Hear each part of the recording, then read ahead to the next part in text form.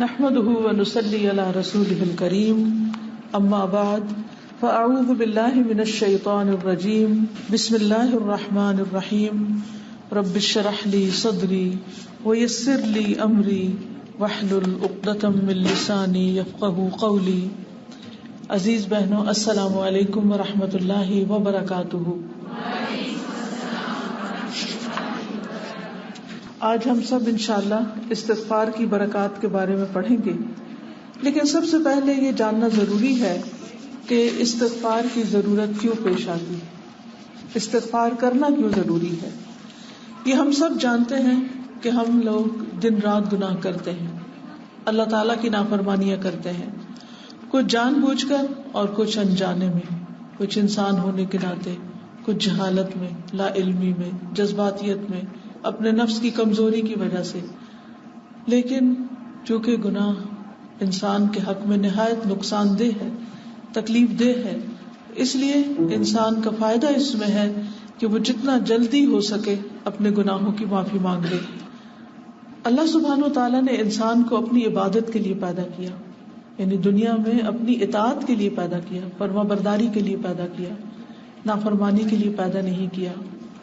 اس لیے ہم سب کے لیے لازم ہے کہ ہم حد الوسع یہ کوشش کریں کہ وہ کام کریں جو اللہ کو راضی کرنے والے ہوں، اور ان کاموں سے بچیں جن سے اللہ سبحانہ وتعالیٰ ناراض ہوتا ہے. ہم دیکھتے ہیں کہ تاریخ میں جن لوگوں نے، افراد نے یا جن قوموں نے اللہ کی نافرمانی کی، گناہ کے کام کیے، ان پر کیسی کیسی مصیبتیں آئیں، کیسے کیسے عذاب آئے. اگر ہم دیکھیں تو آدم علیہ السلام کو جنت سے کس چیز نے نکلوایا؟ ان کی غلطی تھی، انہوں نے وہ پھل کھا لیا شیطان کے کہنے میں آ کر، جس سے اللہ سبحانہ وتعالیٰ نے ان کو روکا تھا، جس کے نتیجے میں وہ ان راحتوں، نعمتوں، آسائشوں سے محروم ہو گئے. تو گویا گناہ انسان کو نعمتوں سے محروم کرنے والی چیز ہے. پھر اسی طرح ابلیس جو فرشتوں کے ساتھ رہتا تھا اور نہایت عبادت گزار تھا، اور اس کا ایک بہت بڑا مقام تھا، لیکن کس لیے وہ راندہ درگاہ ہوا، کس لیے ذلیل اور حقیر ہوا، کس لیے اللہ کی رحمت سے دور ہوا؟ کیونکہ اس نے اللہ کی نافرمانی کی تھی. پھر اسی طرح زمین پر آپ دیکھیں کہ آنے کے بعد آدم علیہ السلام کی اولاد میں جو مختلف قومیں پیدا ہوئیں، ان میں قوم نوح کو دیکھیے. قوم نوح کو پانی میں کیوں غرق کر دیا گیا؟ آسمان کیوں ان پر برسا؟ زمین سے پانی ان کے لیے کیوں ابل آیا؟ کیونکہ انہوں نے اللہ کے رسول کی بات نہیں مانی تھی، اللہ کی نافرمانی کی تھی. وہ کون سی چیز تھی جس نے قوم عاد پر باد سرسر مسلط کر دی تھی کہ وہ ہوا جس پر سے بھی گزرتی، انسانوں، کھیتوں، چوپایوں، جانوروں، مکانوں، کسی بھی چیز پر جو ہوا وہ گزری اس کو تباہ و برباد کر کے رکھ گئی. اور انسان اس طرح گرے پڑے تھے، مرے پڑے تھے، گویا درختوں کے تنے اکھڑے ہوئے ہوں. وہ کون سی چیز تھی جس نے سمود جیسی طاقتور قوم کو، جس نے بہت مضبوط گھر بنا رکھے تھے پہاڑوں کو تراش تراش کے، ان کو صرف ایک چیخ کے ساتھ ہلاک کر دیا؟ وہ ان کے گناہ ہی تھے جن کے نتیجے میں وہ ہلاک اور برباد ہوئے. اسی طرح وہ کون سی چیز تھی کہ جس نے قوم لوط کو اس بربادی سے دوچار کیا کہ ان کی ساری بستی کو نیچے سے اٹھا کر اوپر لے جایا گیا، اتنا اونچا کہ اوپر کے فرشتوں نے قوم لوط کے کتوں کے بھونکنے کی آوازیں تک سنی، اور پھر اس بستی کو اوپر سے نیچے دے مارا گیا، جس میں قرآن مجید میں آتا ہے وَالْمُؤْتَفِكَةَ أَهْوَىٰ، الٹا دی جانے والی بستی کو اس نے دے مارا، یعنی پٹھا دیا. وہ کیا چیز تھی؟ اللہ کی نافرمانی تھی، گناہ تھا. وہ کون سی چیز تھی جس نے فرعون جیسی طاقتور انسان اور اس کے طاقتور لشکروں کو ڈبو دیا؟ وہ گناہ ہی تھے، وہ نافرمانیاں ہی تھی. وہ کون سی چیز تھی جس نے قارون اور اس کا گھر اور اس کا مال و اسباب اور ساری چیزیں زمین میں دھنسا دی؟ وہ اس کے گناہ تھے، اس کا تکبر تھا، اس کی اکڑ تھی. وہ کون سی چیز تھی جس نے بخت نصر کو بنی اسرائیل پر مسلط کر دیا تھا اور ان کو تتر بتر کر دیا اور انہیں ان کے گھروں سے نکال دیا گیا اور انہیں ذلیل و خوار کر کے رکھ دیا گیا؟ یہ ان کے گناہ ہی تھے. اسی طرح بعد میں بھی ہم دیکھتے ہیں کہ کتنی ہی قومیں آئی ہیں کہ جو دنیا میں بڑی طاقتور تھی، بہت آباد تھی، بہت شاندار تھی ان کی ساری بستیاں اور ان کا رہن سہن، لیکن کس چیز نے ان کو ذلیل و خوار کیا؟ یہ ان کے گناہ تھے. تو اس لیے ہم سب کو ان سارے واقعات سے، ان واقعات اور اس کے علاوہ بھی جو قرآن و سنت میں بیان ہوئے اور تاریخ ہمیں بتاتی ہے، ان سب واقعات سے سبق لینا چاہیے اور اللہ کی نافرمانی سے بچنا چاہیے. لیکن چونکہ ہم انسان ہیں، ہم کمزور ہیں، ہم سے غلطیاں ہو جاتی ہیں، ہم سے ایسی باتیں ہو جاتی ہیں جو اللہ تعالیٰ کو ناپسند ہوتی ہیں. دیکھیں ہم کتنے ہی ایسے کام کر جاتے ہیں کہ جو ہمارے والدین کو ہم سے ناراض کر دیتے ہیں، والدین ہم سے خفا ہو جاتے ہیں. کتنی غلطیاں ایسی ہوتی ہیں کہ جن کی وجہ سے ہمارے بہن بھائی ہم سے ناراض ہو جاتے ہیں. کتنی غلطیاں ایسی ہوتی ہیں جس سے ہمارے بچے ہم سے ناراض ہو جاتے ہیں، ہمارے دوست احباب ہم سے روٹھ جاتے ہیں. پھر ہم کیا کرتے ہیں؟ کیونکہ ان کی خفگی یا ان کی ناراضگی ہم سے برداشت نہیں ہوتی تو ہم ان سے معافی مانگتے ہیں، ہم ان کو سوری کر لیتے ہیں. اور جو سوری نہیں کرتا وہ ان پیارے رشتوں کو کھو دیتا ہے. اسی طرح جو شخص اللہ تعالیٰ کو ناراض کرتا ہے اور دن میں پتہ نہیں کتنی دفعہ اللہ کی نافرمانی کے کام کر جاتا ہے، انسان کو چاہیے کہ وہ ساتھ ساتھ توبہ کرتا رہے، واپس پلٹتا رہے، تاکہ کسی گناہ کے وبال میں اللہ سبحانہ وتعالیٰ ایسا ناراض نہ ہو کہ ساری نعمتیں چھن جائیں اور ہر نعمت سے محرومی نہ ہو جائے. تو اس لیے ہم استغفار کی برکات کے بارے میں پڑھیں گے تاکہ ہم گناہوں کے نقصانات سے محفوظ ہو سکے. آپ سب نے دوائے شافی نام کی کتاب سنی ہوگی، پڑھی ہوگی. اگر نہیں پڑھی تو میں آپ کو یہ دعوت دوں گی کہ اس میں گناہوں کے جو نقصانات ہیں، اس میں بہت سارے چیپٹرز ہیں جن میں ایک ایک گناہ کے نقصان کے بارے میں لکھا ہوا ہے. ان کو ایک دفعہ دہرا لیجئے کہ انسان گناہوں کی وجہ سے کن کن چیزوں سے محروم ہو جاتا ہے اور اس پر کیسی کیسی مصیبتیں آتی ہیں، تاکہ استغفار کے اندر ایک شدت پیدا ہو، استغفار دل سے ہو. کیونکہ بعض اوقات ہم صرف زبان کی ایک ایکسرسائز کر رہے تھے، استغفر اللہ استغفر اللہ، لیکن ہم دل میں شرمندہ نہیں ہو رہے ہوتے، یہ گناہ کو گناہ بھی نہیں سمجھتے. یعنی بہت دفعہ ایسا ہوتا ہے کہ ہم اپنی غلطی کو غلطی بھی نہیں مانتے اور ہم بلکہ اپنی غلطی کو جسٹیفائی کرنے کی کوشش کرتے رہتے ہیں. حالانکہ گناہ جو ہے وہ تو گناہ ہے، جو زہر ہے وہ زہر ہے، اور جس درجے کا زہر انسان کھاتا ہے اسی درجے کا نقصان ہوتا ہے. تھوڑا زہر، یعنی چھوٹے موٹے زہر تو ہم مختلف کیمیکلز کی شکل میں کھاتے ہی رہتے ہیں، ان کے بھی اثرات ہوتے ہیں، ان کی بھی بیماریاں ہوتی ہیں. لیکن جو شدید قسم کے زہر ہوتے ہیں وہ تو انسان کو جان سے مار ڈالتے ہیں. تو اسی طرح کچھ گناہ ایسے ہوتے ہیں جو صغیرہ ہوتے ہیں، چھوٹے چھوٹے گناہ ہوتے ہیں، لیکن کچھ گناہ ایسے ہوتے ہیں جو کبیرہ ہوتے ہیں، جن کی وجہ سے انسان ہلاکت تک پہنچ جاتا ہے. گناہوں کے مذموم اثرات میں ایک اثر یہ بھی ہے کہ انسان علم سے محروم ہو جاتا ہے، اس کا علم حاصل کرنے کا شوق اور ذوق اٹھ جاتا ہے. پھر اسی طرح وحشت قلب بھی پیدا ہوتی ہے، یعنی دل کے اندر انسان کی خوف اور ایک عجیب سی بے چینی پیدا ہوتی ہے، لوگوں سے وحشت پیدا ہونے لگتی ہے، مشکلات چلی آتی ہیں. سلف صالحین میں سے بعض کا قول ہے، جب کبھی مجھ سے اللہ کی نافرمانی ہو جاتی ہے تو اس کا اثر میں اپنی سواری کے جانور اور اپنی بیوی کے برتاؤ میں بھی محسوس کرتا ہوں. یعنی اس کے اندر بھی ایک بے رخی پائی جاتی ہے. پھر اسی طرح یہ ہے کہ گناہگار انسان کے دل کے اندر ایک اندھیرا پیدا ہو جاتا ہے، ایک وحشت پیدا ہو جاتی ہے. پھر اسی طرح انسان کے اندر طرح طرح کی کمزوریاں پیدا ہو جاتی ہیں، انسان اللہ کی اطاعت سے محروم ہو جاتا ہے. دنیا میں انسان جب گناہ کرتا ہے اور یہ نقصان دیکھتا ہے تو اس کو کچھ اور وجوہات بتاتا رہتا ہے، اصل وجہ کی طرف نہیں آتا. کتنی دفعہ ایسا ہوا کہ ہمیں کوئی بیماری لاحق ہوئی اور ہم نے یہ سوچا ہو کہ ہمارے کسی گناہ کا نتیجہ ہو، کوئی ڈپریشن ہو، کوئی دل کی وحشت ہو، کوئی پریشانی ہو، کوئی غم ہو، کوئی دکھ کی کیفیت ہو، تو ہم اس کو کبھی لوگوں کو بلیم کرنا شروع کر دیتے ہیں، کبھی کسی اور کو ذمہ دار ٹھہراتے ہیں، لیکن ہم اس کی اصل وجہ کی طرف نہیں آتے کہ اس کی وجہ گناہ بھی ہو سکتے ہیں. اور پھر گناہوں کا ایک اثر یہ بھی ہوتا ہے کہ انسان گناہ در گناہ کرتا چلا جاتا ہے، یعنی ایک گناہ دوسرے گناہ کا دروازہ کھول دیتا ہے. پھر ایک کیفیت یہ بھی آتی ہے کہ انسان گناہ پر فخر کرنے لگتا ہے، یعنی غلط کام کرتا ہے اور اس پر ہٹائی کرنے لگتا ہے اور اس کے اندر سے احساس تک ختم ہو جاتا ہے. پھر یہ کہ گناہوں کی اپنی ایک نحوست ہوتی ہے جو انسان کے لیے دنیا میں بھی ذلت کا باعث بنتی ہے. انسان کے دل کی کیفیات بدلنے لگتی ہیں، دل میں اللہ کی محبت ختم ہو جاتی ہے یا کم ہو جاتی ہے. پھر اسی طرح کچھ گناہ ایسے ہیں جن کے کرنے والے پر لعنت کی گئی ہے کہ وہ شخص اللہ کی رحمت سے محروم ہو جائے. پھر اسی طرح گناہوں کا مرتکب جو ہوتا ہے وہ فرشتوں کی دعاؤں سے محروم ہو جاتا ہے، کیونکہ عرش کے حاملین فرشتے جو ہیں وہ ایمان والوں کے لیے دعا کرتے رہتے ہیں.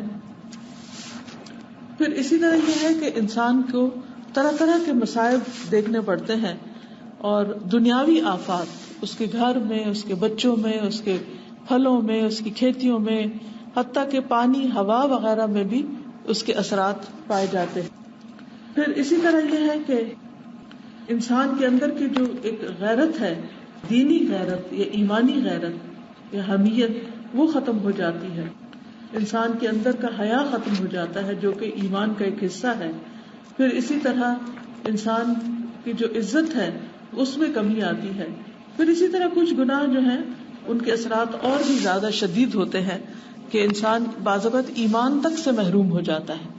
تو اس لیے بہت ضروری ہے کہ انسان گناہوں سے توبہ کرے اور اللہ کی رحمت کو پاتا رہے. گناہ کتنا بھی بڑا ہو، لیکن جب انسان اللہ تعالیٰ کی طرف راغب ہوتا ہے تو اللہ تعالیٰ اس کو معاف فرما دیتا ہے. بہت سی مشکلات سے نکلنے کا راستہ یہی ہے کہ انسان گناہوں سے توبہ کر لے اور آنے والے عذاب جو ہیں ان سے انسان بچ جائے. سیدنا علی بن ابی طالب بیان کرتے ہیں کہ آپ نے فرمایا، روئے زمین پر اللہ کے عذاب سے بچنے کے لیے 2 طرح کا امان تھا.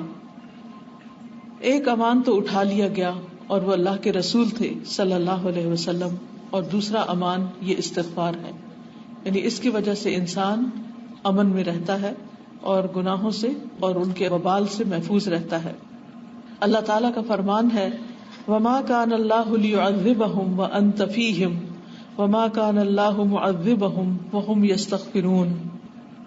اللہ تعالیٰ ایسا نہ کرے گا کہ ان میں آپ کے ہوتے ہوئے ان کو عذاب دے، اور اللہ ان کو عذاب نہ دے گا اس حال میں کہ وہ استغفار کرتے ہوں. تو یہ کتاب آپ سب کے پاس ہے، جو اس کو اب نکال لیجیے، ہم اس کو شروع کریں گے. اس کا مقدمہ ہے، تمام تعریف اللہ تعالیٰ کے لیے ہے جس نے اپنے اوپر رحمت اور مہربانی کو فرض اور لازم کر لیا. اس کی ذات پاک اور تعریف کے لائق ہے، وہ بخشنے والا اور مہربان ہے. کتاب کا نام ہی استغفار کی برکات ہے، اور یہ کتاب لکھی ہے شہزادہ فیصل بن مشعل آل سعود نے، اور اس کا اردو ترجمہ کیا گیا ہے. اللہ سبحانہ و تعالیٰ بخشنے والا مہربان ہے، گناہوں کو بخشنے والا اور توبہ قبول کرنے والا ہے. اور بے شمار درود و سلام ہو محمد بن عبداللہ صلی اللہ علیہ وسلم، آپ کے آل و اصحاب پر، کہ جن کو اللہ تعالیٰ نے اس امت کے لیے گواہ بنا کر بھیجا ہے. بلا شبہ اللہ کی نعمتوں میں سے ایک نعمت یہ ہے کہ وہ اپنے بندوں پر مہربان ہے. یعنی اللہ کی مہربانی کو محسوس کرنا چاہیے ہم سب کو. ان کو معاف کرنے والا ہے، اور اللہ سبحانہ و تعالیٰ بندوں کے کمزور حالات اور اعمال کو جاننے والا ہے، اگرچہ وہ اعمال کتنی بھی مقدار کو پہنچ جائیں. نیز اللہ کی ان نعمتوں کا مقارنہ کرتے ہوئے جن کی اس نے اس کے اوپر بارش کی ہے اور جن کو صرف اللہ سبحانہ و تعالیٰ ہی شمار کر سکتا ہے، اور پیدا کرنے والے اللہ عز و جل نے جس وقت بندوں کو پیدا کیا اور وہ ان کی طبیعت اور مزاج کو اچھی طرح جانتا تھا کہ وہ بہت زیادہ غلطیاں کریں گے اور اس کی عبادت میں حدود سے تجاوز کریں گے، اور وہ ان کے علم کی کمی کو بھی جانتا تھا، اس لیے اپنی رحمت سے بندوں پر رحم کرتے ہوئے اس نے استغفار کی نعمت عطا کی. یعنی چونکہ اللہ نے ہمیں پیدا کیا ہے، اللہ سبحانہ و تعالیٰ ہمارے حالات سے بخوبی واقف ہے، اس کو پتا تھا کہ ہم غلطیاں کریں گے، تو اس نے ہمیں استغفار ایک تحفے کے طور پر دیا ہے تاکہ ہم اپنی غلطیوں کا ازالہ کرتے چلے جائیں اور ان کے برے اثرات سے بچ سکیں. ان لوگوں کو جو اللہ کی عبادت میں اخلاص نیت کرتے ہیں لیکن کبھی کبھی جان بوجھ کر یا اپنی نادانی کی وجہ سے گناہوں کا شکار ہو جاتے ہیں، پھر اس کے بعد اپنے رب کی بخشش اور مہربانی کو یاد کرتے ہیں اور استغفار کرتے ہیں اور شرمندہ ہو کر اس سے معافی طلب کرتے ہیں، جو ان کے لیے رحمت کا دروازہ کھول دیتا ہے، اور وہی بہت زیادہ رحم کرنے والا ہے. اور جس کا ذکر اللہ تعالیٰ نے اپنی محکم کتاب میں کیا، جس وقت اپنے افضل نبی محمد صلی اللہ علیہ وسلم کو مخاطب کر کے کہا، وَمَا كَانَ اللَّهُ لِيُعَذِّبَهُمْ وَأَنْتَ فِيهِمْ وَمَا كَانَ اللَّهُ مُعَذِّبَهُمْ وَهُمْ يَسْتَغْفِرُونَ. اور اللہ تعالیٰ ایسا نہ کرے گا کہ ان میں آپ کے ہوتے ہوئے ان کو عذاب دے، اور اللہ ان کو عذاب نہ دے گا اس حالت میں کہ وہ استغفار کرتے ہوں گے. یعنی دو چیزیں انسان کو اللہ کے عذاب سے بچا سکتی ہیں. ایک ہے محمد صلی اللہ علیہ وسلم کا وجود جبکہ وہ دنیا میں موجود تھے سب کے بیچ میں، لیکن وہ امان تو اللہ نے اٹھا لی. اور اب استغفار وہ واحد چیز ہے کہ جس کے کرتے رہنے سے انسان اللہ کے عذاب سے محفوظ ہو جاتا ہے، مصیبتوں سے، تکلیفوں سے. اور ابھی تک جتنے بھی میں نے گناہوں کے برے اثرات بتائے ہیں کہ کیا کیا نتائج ہوتے ہیں دنیا میں بھی انسان پر. جیسے حدیث میں آتا ہے کہ انسان بعض رزق سے محروم کر دیا جاتا ہے، بعض نعمتوں سے محروم کر دیا جاتا ہے. اسی لیے جب حسن بصری کے پاس ایک شخص آیا اور اس نے کہا کہ میرے پاس اولاد نہیں، دوسرے نے کہا کہ میرے کھیتیاں سوکھ گئی ہیں، تیسرے نے کہا کہ بارشیں نہیں برستی، قحط سالی ہے، تو انہوں نے ہر ایک کے علاج کے طور پر استغفار پڑھنے کو کہا. اور سورۃ نوح کی ان آیات کو جو آگے آپ پڑھیں گے بھی یہ بتایا کہ فَقُلْتُ اسْتَغْفِرُوا رَبَّكُمْ إِنَّهُ كَانَ غَفَّارًا، میں نے کہا کہ اپنے رب سے استغفار کرو، بے شک وہ بہت زیادہ بخشش کرنے والا ہے، بہت زیادہ معاف کرنے والا ہے. يُرْسِلِ السَّمَاءَ عَلَيْكُمْ مِدْرَارًا وَيُمْدِدْكُمْ بِأَمْوَالٍ وَبَنِينَ وَيَجْعَلْ لَكُمْ جَنَّاتٍ وَيَجْعَلْ لَكُمْ أَنْهَارًا، کہ اللہ تعالیٰ تمہارے لیے آسمان سے بارشیں برسائے گا اور وہ تمہیں مال اور بیٹوں سے مدد دے گا اور تمہارے لیے یعنی کہ طرح طرح کی نعمتیں پیدا کر دے گا. مراد یہ ہے کہ جب تم استغفار کرو گے تو دنیا کی نعمتیں بھی تمہیں حاصل ہوں گی. تو دوسری نعمت استغفار کی نعمت ہے کہ جس کے ہوتے ہوئے انسان اللہ تعالیٰ کے عذاب سے محفوظ رہتا ہے. سیدنا علی بن ابی طالب نے جس وقت اس کی تفسیر بیان کی تو فرمایا پہلا امان اٹھا لیا گیا اور اس سے مراد رسول اللہ صلی اللہ علیہ وسلم کی وفات ہے، جبکہ ایک دوسرا امان ابھی باقی ہے. اے اللہ ہم تجھ سے اپنے تمام گناہوں اور غلطیوں کے بارے میں استغفار اور توبہ کرتے ہیں تاکہ تو ہمیں امان عطا کرے اور ان تمام عذاب سے ہم کو نجات دے جس میں تو نے اپنے فضل و کرم اور احسان میں بذریعہ استغفار امان رکھا ہے. میں اس اللہ عظیم سے استغفار کرتا ہوں جس کے علاوہ کوئی دوسرا معبود برحق نہیں، وہ زندہ اور ثابت اور قائم رہنے والا ہے، اور میں اللہ کی ان بے شمار نعمتوں کی مقدار کے برابر جن سے اس کے بندوں نے فائدہ اٹھایا ہے توبہ کرتا ہوں اور ان سے دگنا اور سے گنا اس کی حمد و شکر بجا لاتا ہوں. اس مناسبت سے میں اپنے بھائی اور دوست احمد بن عبدالعزیز الطویجری کا بہت بہت شکر گزار ہوں جنہوں نے اس مبارک کتاب کو تیار کرنے میں میری مدد کی ہے. میں یہاں دوبارہ کہنا چاہتا ہوں کہ میں اپنے اس عمل میں اللہ تعالیٰ سے ثواب اور اجر کی امید رکھتا ہوں اور اپنے ان محبوب مسلمان بھائیوں کو نصیحت کرتا ہوں جن کو اس دنیا فانی نے بہت زیادہ اپنی مصروفیات اور مشغولیات میں مشغول کر رکھا ہے، تاکہ لوگ اپنے خالق کریم کی طرف لوٹنے کے بارے میں فکر کریں اور اس سے مغفرت اور رحمت کی امید کریں. اور جب یہ لوگ استغفار کو لازم پکڑیں گے اور کثرت سے استغفار کریں گے تو ان کا خالق ان کو عذاب نہیں دے گا. جیسے کہ آج کل بھی آپ دیکھیں کہ دنیا کے حالات ایسے ہوتے ہیں، ہر روز ایک نئی خبر سننے کو ملتی ہے. صبح آپ اگر نیوز پیپر پڑھیں تو پڑھ کے ڈپریشن ہونے لگتا ہے کہ ہر طرف ایک بدامنی اور بے سکونی کی سی کیفیت ہے. ان سب چیزوں کے مقابلہ کرنے کے لیے بعض اوقات ہم اپنے آپ کو بالکل نہتا پاتے ہیں، کیونکہ دنیا کے کسی ملک میں اگر لوگوں کو گھر بے گھر کیا جا رہا ہے یا بچے کہیں ڈوب کے مر رہے ہیں یا اور مصیبتیں آ رہی ہیں تو انسان سوچتا ہے کہ میں اس میں کیا کروں. بعض اوقات بالکل ہیلپ لیس فیل کرتا ہے کہ وہ کچھ نہیں کر سکتا، اور پھر ڈر بھی لگتا ہے کہ اللہ تعالیٰ تو ہمیں ان مصیبتوں اور آزمائشوں سے محفوظ رکھنا. تو ان کے لیے شیلڈ اور ڈھال کیا ہے؟ استغفار ہے. کہ اگر ہم چاہتے ہیں کہ ہم ایسی مصیبتوں اور مشکلات سے بچ جائیں تو اس کے لیے ہمیں کثرت کے ساتھ توبہ استغفار کرنی ہوگی. جیسے کہ نبی کریم صلی اللہ علیہ وسلم کی سنت ہے کہ آپ دن اور رات میں 70 سے زیادہ یا 100 مرتبہ اللہ تعالیٰ سے استغفار کرتے تھے، حالانکہ آپ معصوم عن الخطا تھے، گناہوں سے پاک تھے. اللہ تعالیٰ نے آپ کے اگلے پچھلے سارے گناہوں کو بخش دیا تھا. تو ہم کمزور لوگوں کی کیا حالت ہے؟ ہم آپ کی امتی ہیں اور آج کے اس پچھلے زمانے کے خطا کار اور گناہ کرنے والے کمزور مسلمانوں میں سے ہیں، اور اپنی مشغولیت یعنی مصروفیت کی وجہ سے اللہ تعالیٰ کے ذکر اور اس کی اطاعت اور فرما برداری اور اس سے تقرب حاصل کرنے، نیز گناہوں کے مرتکب ہو کر اس سے استغفار کرنے میں بہت ہی غافل اور سست ہیں. اور گناہوں کو کرتے وقت ہمیں خوب علم ہوتا ہے لیکن پھر دوسرے وقت ہم اس کو بھول جاتے ہیں. یعنی بعض اوقات پتہ بھی ہوتا ہے کہ غلط کام کر رہے ہیں لیکن بعض اوقات پھر جان بوجھ کے یا انجانے میں یا اپنے آپ کو بہلا کر وہ غلط کام کر جاتے ہیں. یہاں میں آپ لوگوں کو بکر بن عبداللہ المازنی کا قصہ یاد دلاتا ہوں جو ان کے ساتھ ہوا جبکہ وہ اپنے زمانے کے فقیہ اور ابتدائی تابعین میں سے تھے. تابعین وہ ہوتے ہیں جنہوں نے صحابہ کو دیکھا ہوتا ہے. وہ کہیں راستے میں چل رہے تھے اور ان کے آگے ایک لکڑہارا چل رہا تھا، یعنی لکڑیاں کاٹنے والا، کہہ رہا تھا الحمدللہ استغفر اللہ، الحمدللہ استغفر اللہ. تو بکر بن عبداللہ المازنی نے کہا کیا تو اس کے علاوہ اور کوئی دوسری چیز نہیں جانتا؟ بس 2 ہی چیزیں پڑھے جا رہے ہیں.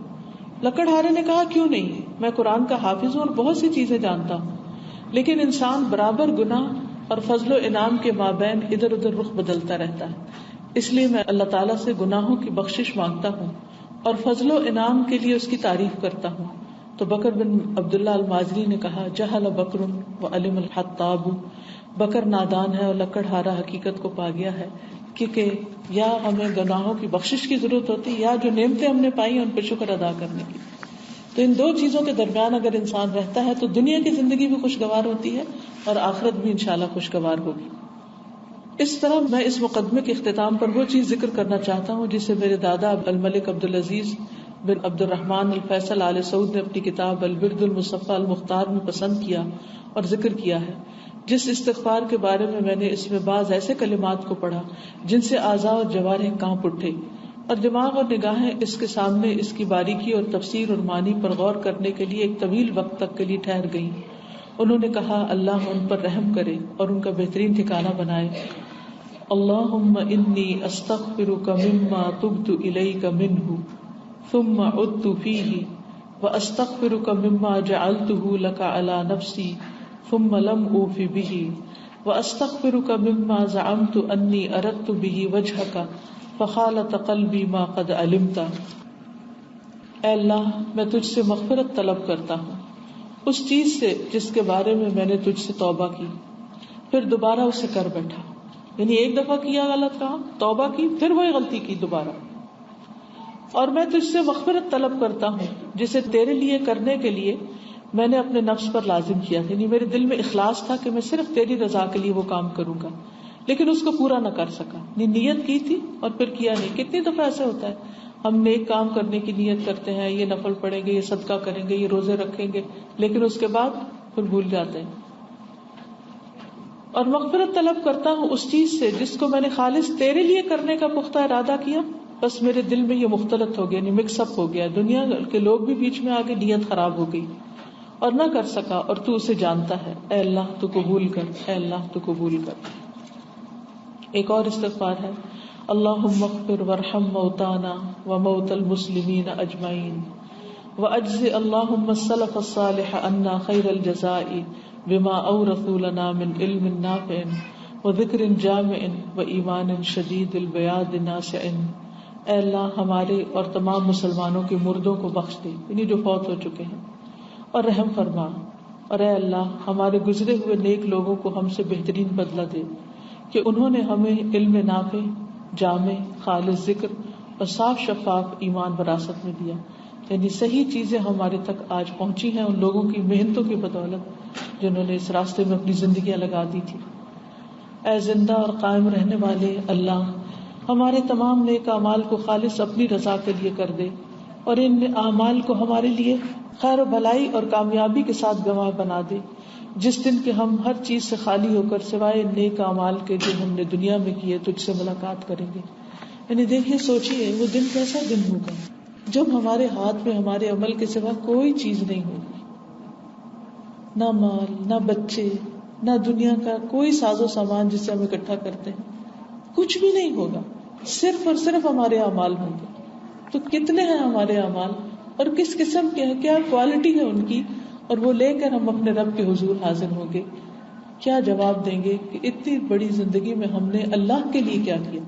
کیونکہ بہت سے کام ہم کرتے بھی ہیں تو ہماری نیت خراب ہو جاتی ہے، تو اللہ کے لیے نہیں ہوتے. اللہ تعالیٰ فرمائیں گے جس کے لیے کیا تھا اس سے جا کے اجر لو، اس سے کہو کہ وہ تمہیں اس کی جزا دے، کیونکہ تم نے میرے لیے تو کیا ہی نہیں تھا. اسی لیے آپ دیکھیں کفار اور منافقین اور مشرکین جو نیک عمل کرتے ہیں، جو اچھے اچھے کام کرتے ہیں، بڑی بڑی چیریٹی کے کام کرتے ہیں، اس پر انہیں آخرت میں کوئی اجر نہیں ملے گا. اس لیے کہ انہوں نے اللہ کے لیے نہیں کیے. کیونکہ بہت دفعہ لوگ یہ سوال کرتے ہیں نا کہ بعض اوقات نان مسلم ہم سے زیادہ اچھے کام کرتے ہیں تو ان کو کیوں نہیں اجر ملے گا. اس لیے نہیں ملے گا کہ انہوں نے آخرت کے لیے کچھ نہیں کیا، دنیا کے لیے کیا، اور دنیا میں ان کو واہ واہ مل گئی، لوگوں نے ان کی تعریفیں کر دی اور ان کا نام بلند ہو گیا اور ان کا صلہ اور اجر ان کو یہی مل گیا. ہمیں یعنی اس دن کو یاد کریں جب اللہ سبحانہ وتعالیٰ کے سامنے ہم کھڑے ہیں اور درمیان میں کوئی نہیں, ہاتھ میں بس وہی جمع پونجی ہے جو اللہ کے نام پہ کی ہم نے, اور خالص اس کے لیے کی, اور اس میں کسی قسم کی نیت کی خرابی شامل نہیں کی. تو اس لیے اگر ہم کچھ کریں اور اس میں کوئی نیت کی خرابی بھی شامل ہو جائے, پھر استغفار کریں, یا اللہ میں نے جو کیا اور اس میں میرے اندر ایسی چیز آ گئی, کوئی خیال آ گیا, خود پسندی کا خیال آ گیا, اپنی بڑائی کا خیال آ گیا, اللہ تو اس کو بھی معاف کر دے, کیونکہ میں نے کیا تو تیرے لیے تھا, لیکن اپنے نفس کی کمزوری کی وجہ سے میں اس سے پھر گیا, اس سے ہٹ گیا. استغفار اور ذکر اور شکر کو اپنی نعمتوں میں سے بنا دے جن سے ہم سب کی زبانیں جدا نہ ہوں, جیسا کہ اے اللہ ہم تجھ سے سوال کرتے ہیں کہ تو ہمارا آخری قول شہادت اللہ الہ الا اللہ و ان محمد رسول اللہ بنا دے, یعنی ہمیں مرتے وقت کلمہ نصیب فرما. میں اس مقدمے کو اس دعا سے ختم کرتا ہوں جس کو ہمارے نبی محمد صلی اللہ علیہ وسلم نے سید الاستغفار کے نام سے موسوم کیا ہے. آپ سب اس کو پڑھیے, سب کو ہی آتا ہے. اللہم انت ربی, اونچی آواز میں پڑھیے.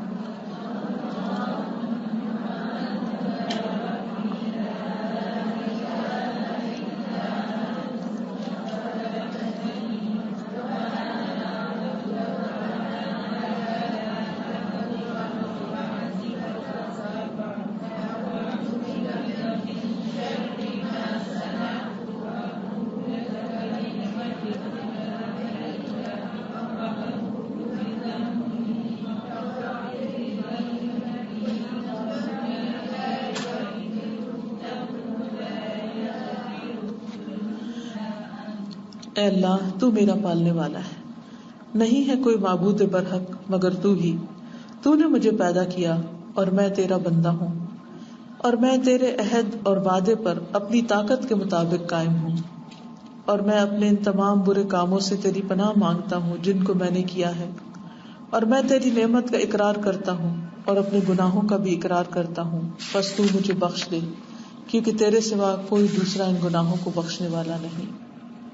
یعنی جو گناہ ہم اللہ کی نافرمانی میں کرتے ہیں وہ بندے نہیں ہمارے معاف کر سکتے اور نہ کروا سکتے ہیں.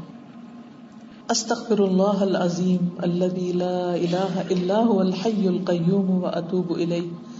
میں اللہ عظیم سے استغفار طلب کرتا ہوں جس کے سوا کوئی دوسرا معبود حقیقی نہیں, وہ زندہ اور قائم و دائم رہنے والا ہے, اسی سے توبہ اور